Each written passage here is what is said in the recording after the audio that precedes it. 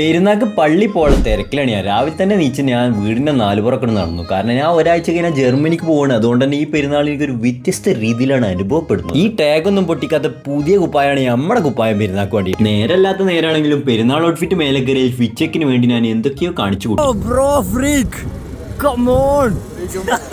ഈ പെരുന്നാൾ ഇമ്പായി കൊണ്ടുപോകുമെന്നുള്ള ശക്തമായ സൂചന ഞങ്ങൾക്ക് ഇങ്ങനെ നിസ്കാരം തുടങ്ങുന്നതിന് മുമ്പ് തന്നെ കറക്റ്റ് ഞങ്ങൾ പള്ളിയുടെ മുമ്പിലെത്തി. പള്ളിയിൽ എത്താനുള്ള തിരക്കിനിടയിൽ ഇമ്പായി കുളിച്ചിട്ട് തോർത്താൻ മറന്നിരുന്നു. പതിവ് പോലെ നിസ്കാരം കഴിഞ്ഞപ്പോൾ സർഫ് പള്ളിയിലെത്തി. സർഫ് കുത്തുബക്ക് വന്നല്ലേ?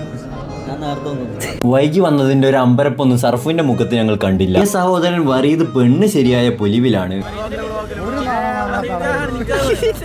PhD ബിരുദം തേടി കോഴിക്കോട്ടിലേക്ക് പോയ ആദിൽ തിരിച്ചു വന്നിട്ടുണ്ട് പെരുന്നാളിന് വേണ്ടി. മറുവശത്ത് ഒരേപോലെ തോന്നിക്കുന്ന ഷർട്ട് ഇട്ട് ഫോട്ടോ എടുക്കുകയാണ് താഴത്തേക്കൊണ്ട് സഹോദരൻ. വൈകാതെ തന്നെ നമ്മൾ ബിരിയാണി കഴിക്കാൻ വേണ്ടി പോയി. പള്ളിയിൽ ഇറച്ചി നൽകുന്നുണ്ട് കൊണ്ട് തിക്കി തിരക്കുന്ന എന്റെ സഹോദരന്മാരെയാണ് നിങ്ങൾ കാണുന്നത്. തിരക്കിനിടയിലും എളിമയായി പ്രവർത്തിക്കുന്ന ബാബു, അതുപോലെ തന്നെ ഇറച്ചിപ്പൊതി കൈക്കലാക്കി നിൽക്കുന്ന ഇമ്പായിയെ നിങ്ങൾക്ക് കാണാം. വീട്ടിലെത്തിയപ്പോൾ വീട്ടിലെ പ്രഗത്ഭനായ ക്യാമറാമാനായ ഞാൻ കുറച്ച് ഫോട്ടോ എടുത്തു ഇവരെ. അപ്പോൾ അതുവഴി വന്നൊരു സഹോദരനെ നമ്മൾ കണ്ടുമുട്ടുകയുണ്ടായി. പുറത്ത് പറയാൻ മടിയാണെങ്കിലും ഞാൻ പറയാം, പെരുന്നാൾ സ്പെഷ്യൽ ആയിട്ട് ഞങ്ങൾ പോയത് പാലക്കാട് ഒരു മസാല സോഡ കുടിക്കാൻ. ഇനി ഇതുപോലത്തെ മണ്ടൻ തീരുമാനം പറഞ്ഞാൽ ഇവന്റെ തല അടിച്ചു പൊട്ടിക്കുന്നതായിരിക്കും. അപ്പൊ ശരി.